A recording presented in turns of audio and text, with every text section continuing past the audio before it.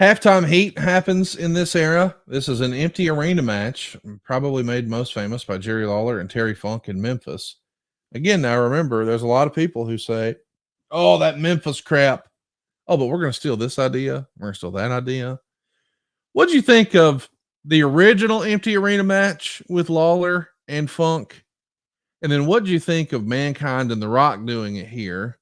More importantly, as a way to promote changing the channel from the Super Bowl in order to watch wrestling, because the WWF is super hot here in early 99. What'd you think of the OG and then the reprisal, if you will? And, we got to throw in Kurt and Sting in TNA. We just covered it a couple of weeks ago, the highest rated segment up to that time. And I thought kind of the fancy sauce of the TNA version was getting the crowd mix into it, real time crowd that was outside the building actually watching. So it's so important in our industry. If to me, the Funk Lawler Mid-South Coliseum, it was such an anomaly and so different, but in a lot of ways you watch it, Lawler tell you this day didn't draw worth a damn on the return. They worked their ass off. It was different. We're still talking about it to this day like it was legendary sellout business. The reality is the Coliseum, it didn't pop it any more or any less. It didn't do big business, but it was certainly talked about. This marketing initiative I thought was brilliant.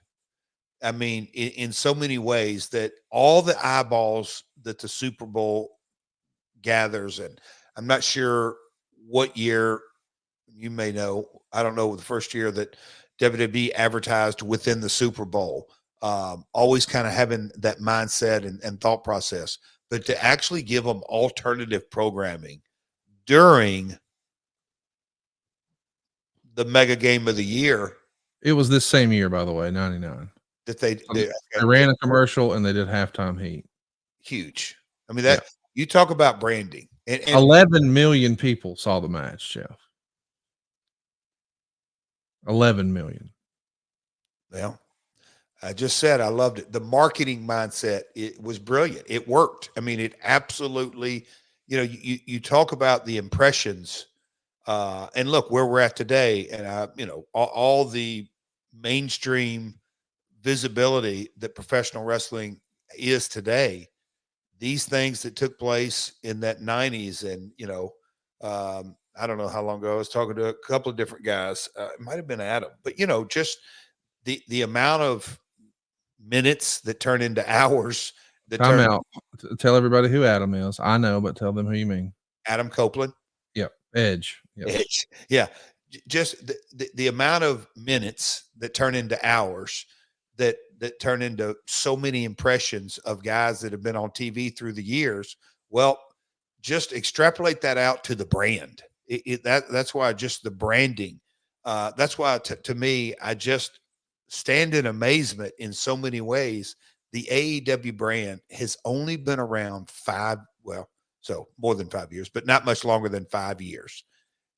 And look, I don't want to just put it on the Wembley. Wembley is an example, but the AEW branding is phenomenal.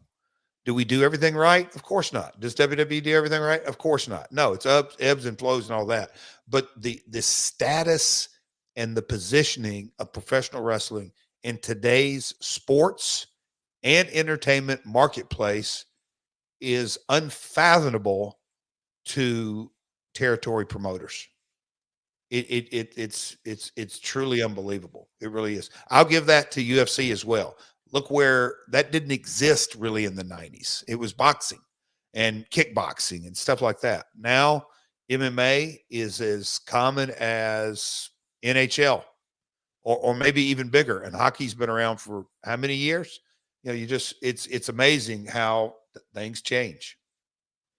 Well, the more things change, the more they stay the same. We're going to see Kevin Kelly interviewed Deborah McMichael on Raw, and sexual chocolate Mark Henry is going to give her a rose. So we're debuting a new character here in this era for Mark Henry. He's no longer just the world's strongest man. Now he's a ladies' man.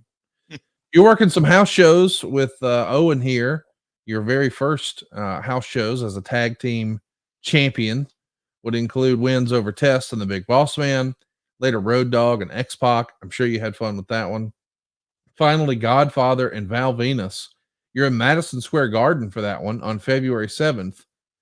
I mean, I know that, you know, title belts are what they are, but man, to be a tag team champion at Madison Square Garden, boy, 15-year-old Jeff Jarrett wouldn't have believed that, would he? You ain't kidding.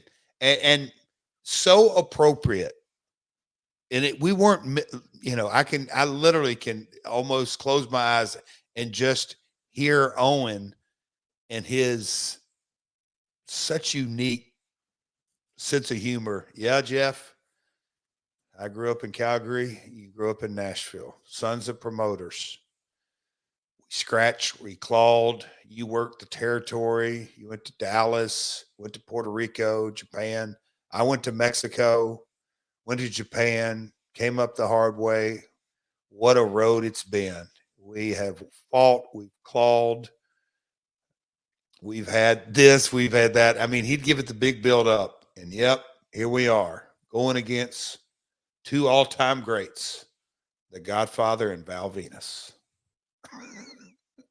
You know, it is so attitude era that, you know, two second generation wrestlers were literally going to go into a all character. I mean, those characters also were very, they just, they're a part of defining, you know, the Godfather, a quote unquote pimp, and Val Venus, a quote unquote porn star. I mean, that's sports entertainment, my man. It's wild and it's working. You're doing huge business. Huge. Sold out crowds everywhere you go. Even Raw Saturday night was taped in the Sky Dome.